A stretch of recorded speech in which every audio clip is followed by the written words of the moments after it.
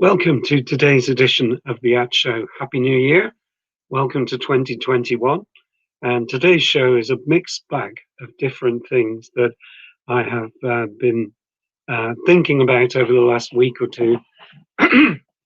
First thing I want to mention is a book I'm reading at the moment, which has come out of the EU, reading background about assistive technology. And this particular book explains the laws and the background to assistive technology initiatives in the EU. And the thing that I picked up from there is the usefulness of auditing, and particularly the fact that there is an aspiration of having a wider definition of assistive technology. For me, assistive technology is much more broader than just products and software and things like that. It incorporates an attitude of enabling all people, irrespective of disability, to achieve their goals through the means of assistive products and methods. And so we have in our grasp a opportunity. Now, in the EU, they have entrenched laws, which has encapsulated this wider view of assistive technology that I just mentioned. But the actual grassroots of getting down to practicalities hasn't been so clear. But there are shining examples.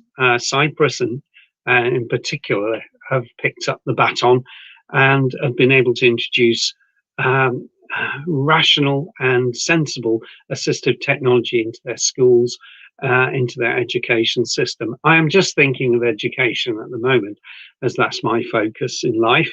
But I would include in that lifelong learning and also changes of description.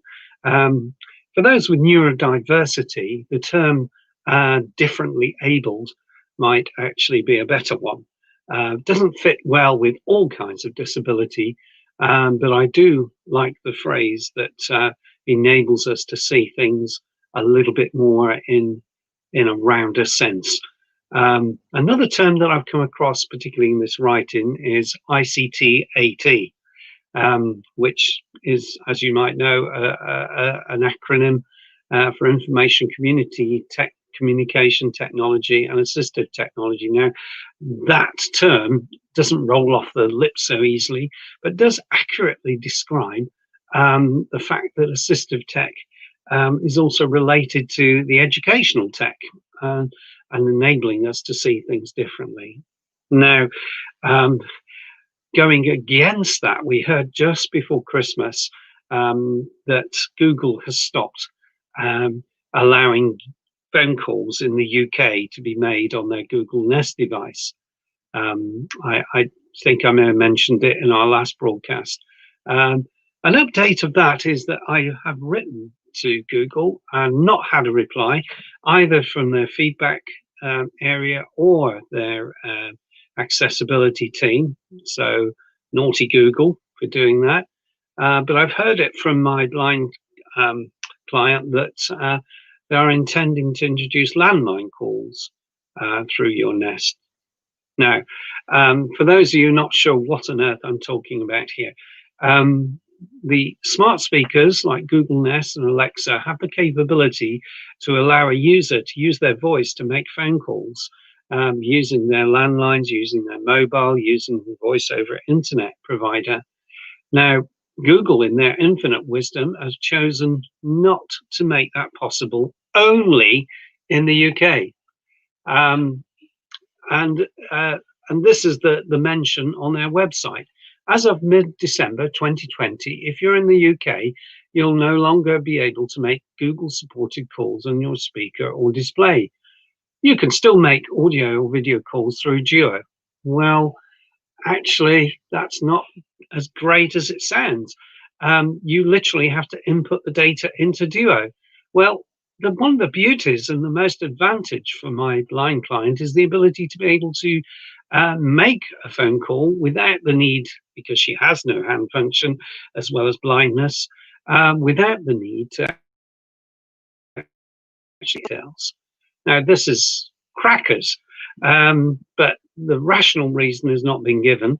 and challenging it is proving a little bit frustrating. But if I'm to believe my client, there is this news that they might be reintroducing landline calls to UK numbers. That would be great. At least it's a start. And if that happens, then you should be able to use the search facilities on Google to enable you to do that. So I think it's really important that they keep this skill. It's something that we've been using for months, and it's not just a skill; it's an independence tool that makes a huge difference to someone's life.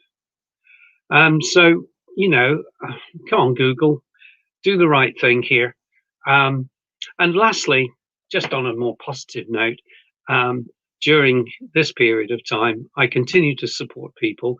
But what I like about the fact is that we are so needed because we provide an interface between the technology, enable little tasks to be done, to be that consultant in the room that is enabling somebody to do a task that they previously found very difficult to do.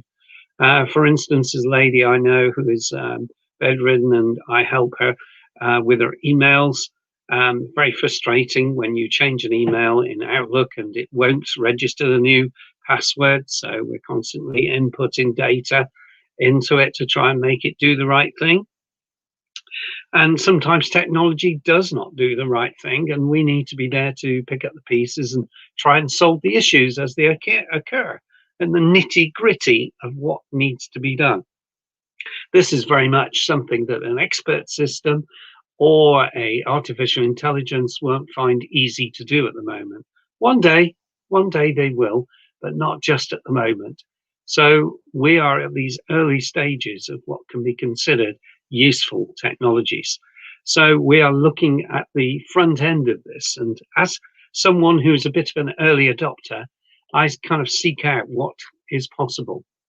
So most of today has been spent in the morning trying to make the Amazon Fire Cube, which is the device that actually does switch on TVs and switch them off with your voice, and to actually hear menus spoken and all the rest of it, to actually do a simple thing as read a app called TV Player and enables channels to be read to you. Now, for some strange unaccountable reason, if I use the remote and click the up and down arrows, the screen is read to me perfectly. But if I try using my voice, it all of a sudden just shuts up.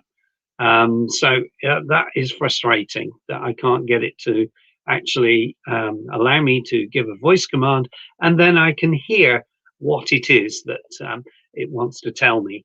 That's something that really needs to be worked on. I can do it with my hands, but again, if you can't use your hands, then that is pointless.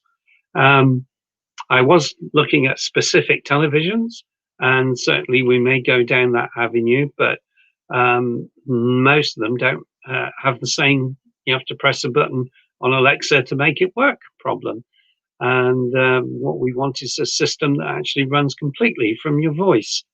So, like so many things, we're just that far away from getting the right solution. And that's why I love what I do, because we're trying to achieve the impossible, trying to achieve the goal of giving people the tools that they need. And it sounds incredibly simple, but when you actually drill it down to the nitty gritty, it's incredibly hard, because there's just that little gap, just that little thing, whether it's not having certain text read out to you, it just wrecks the whole solution, because it's not fully functional. And so I think we need to look at functionality in all of our assistive tech to make sure it meets all the right criteria to enable a job to be done. A simple job such as watching a TV channel, knowing what's coming on, having the menu read, and to have the audio description as built in. So all of these things are essential to those with sensory impairments. So that's really it for today's show. Welcome back to 2021. We're just about on the eve and cusp of potentially another national lockdown of one form or another. Oh, what joy. Seems to me we change every 10 seconds here in the UK, in England, but we can take heart in the fact that it doesn't stop us doing these kind of things and these kind of events. So thank you if you're watching this, and do take a look at my website. I'll put the address down at the bottom, and do feel free to contact us. And yeah, here we go. Here's my address. So do have a look at the website, and this program will be on there, as well as our sister programs such as Tech Savvy and the Smiles podcast. Just 5 to 10 minutes of wonderful fun, and so about assistive tech. So do tune in. Thank you for watching, and see you again next week. Bye.